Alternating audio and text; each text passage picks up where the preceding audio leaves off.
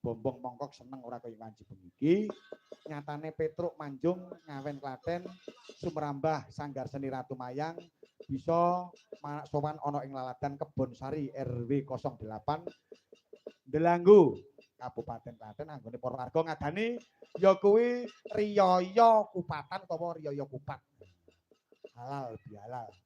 Nyatane wis taun 1952 nganti saiki ora kendhat ora pedhot ya mung rikala semono jaman taun 65-66 kuwi ora diadani kaping pindho banjur taun 2021-2022 kuwi uga ora diadani merga kahanan ana pagebluk mayangkara kang asbat ya kuwi awujud COVID-19. Mama ji manam cira cinema cinema mama loro cira luma.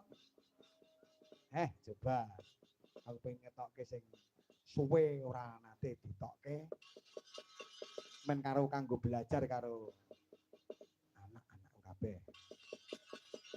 Iki larase slendro diwalik larase pelok. Peloke patenem coba aku kepengin ngatonke layang karahinan mumpung iki Mas Gunadi ya kepareng tindak pirang-pirang bisawanan ora bisa bareng-bareng karo Sanggar Seni Ratu Mayang ya merga sedulur akeh kabeh padha ujung kabeh padha riyaya antum gawe antum wektu nyatane kabeh ya nyatane ra iso kelar ning nganggo WA wis cukup ya bot-bote tresno karo adi-adine tresno karo kakangne Petruk saka Manjung wah omahe pucuk gunung kono anggere rapine mbledos ngungsi wis ae layang-layang ciciralu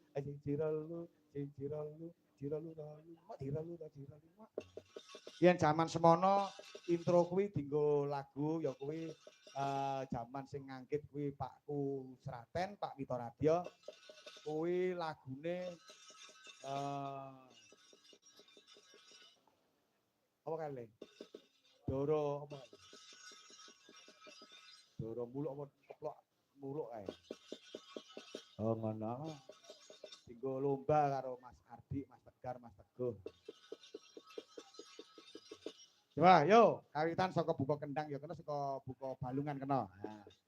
Yo coba Sanggar Seni Ratu Mayang. Yo karahinan.